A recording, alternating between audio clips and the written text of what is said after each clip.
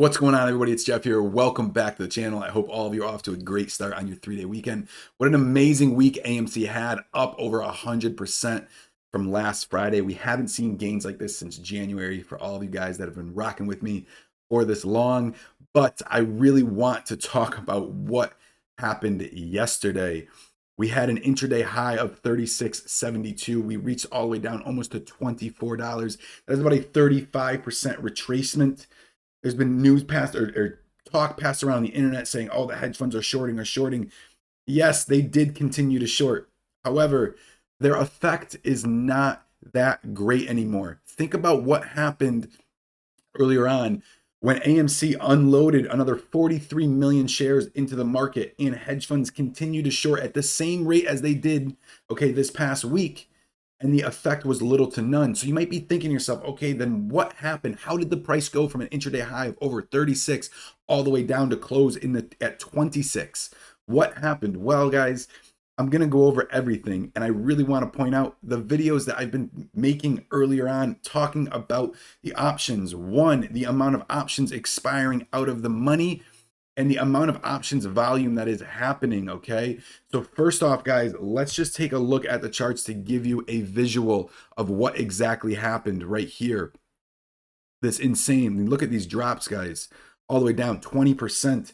That's not shorting, okay? So you might be thinking to yourself, all right, well, what exactly happened, Jeff? Well, first off, I've been talking to you guys about the increasingly amount of just options volume happening, okay? And as I was watching the chain run Wednesday, Thursday, and even early Friday morning, a lot of people were continuing to YOLO into these insanely cheap options with strike prices that were still out of the money, but they were set to expire on Friday. Well, let's take a step back to give you guys an understanding. And I'm sure that you guys know this by now, that when you buy an option contract that is out of the money and then eventually goes in the money, it is best practice for a market maker to buy the stock in order to hedge their position. Now, sometimes when you immediately buy an option contract that is out of the money, the market maker will immediately buy shares. But a lot of times when there's an insane amount of volume, they don't yet because it takes time for this to settle. But when it becomes in the money, the market makers will then buy the shares to hedge their position. Well, guys, let's talk about what happens on Friday of expiration and why I've always recommended to you guys to give yourself time. I have call options at AMC. They are up hundreds of percent. However, they don't expire until January of 2022 and January of 2023. So let's talk about the Friday of expiration, which is what happened yesterday. You have 3 options, but one thing is guaranteed. That contract will end. Okay, your first option is to close out your position. You can roll over your position, which still involves closing that original contract, or you can exercise your option. Well, let me tell you this, guys. Considering many people are buying these very, very cheap contracts, 30-cent, 40-cent contracts, they're buying 25, 30 of them. Well, and that's a $35 strike price, a $30 strike price. Okay, in order for you guys to exercise them, you're going to need about $100,000 of liquidity in order for that to happen. Okay, and the percentage of options that get exercised are less than 5%. So that's the first thing that's not happening. The second thing is rolling over your options, which I feel like a lot of people are not knowledgeable enough or don't know that they are allowed to or can or how to roll over those options. Okay, I will make a video on that later. But whether you roll them over, that contract still closes. And let's talk about what happens. The last one, guys, the fact of closing out the contract. Well, just like I had said earlier in this video, when an option contract becomes in the money and the market maker has to buy the shares, what happens when you sell the contract, when you close the contract? The market maker sells the shares. And because you have a couple of things happening. One, Robinhood, I know, will even automatically close out your positions at 1 o'clock of trading day, but you have no time. And in order, because you're losing so much intrinsic value, there was an insane amount of people closing their positions so they don't expire worthless. Okay, I've always recommended to you guys, give yourself enough time. Now, your premiums are higher, and I understand that.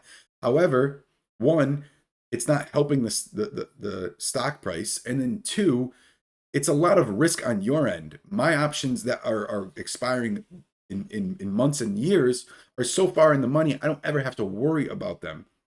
I don't have to worry about what decision is going to be made. And I've recommended that to you guys many times.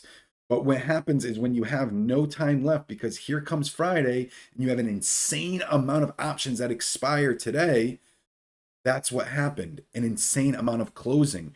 And everybody that was trying to salvage as much money as they could before they expire worthless, okay, or you're watching the stock price go down and your options value is going down at a much faster rate because the theta is killing you, they close out their positions.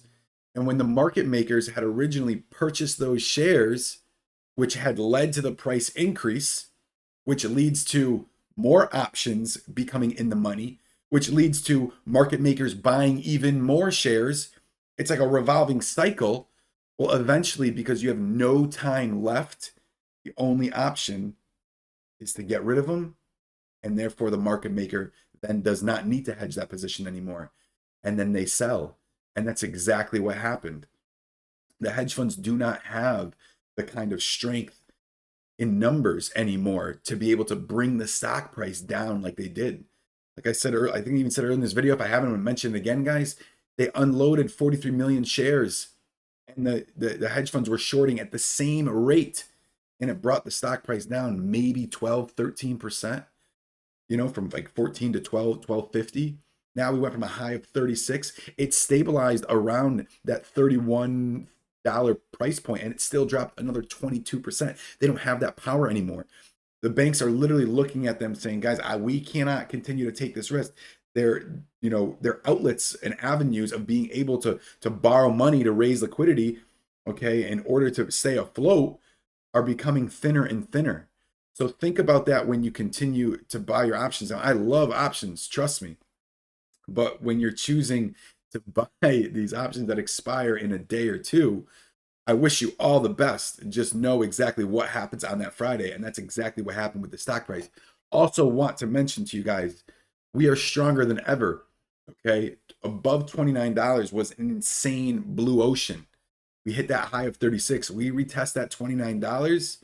We are in the clear for that blue ocean, that uncharted territory, that wide open territory.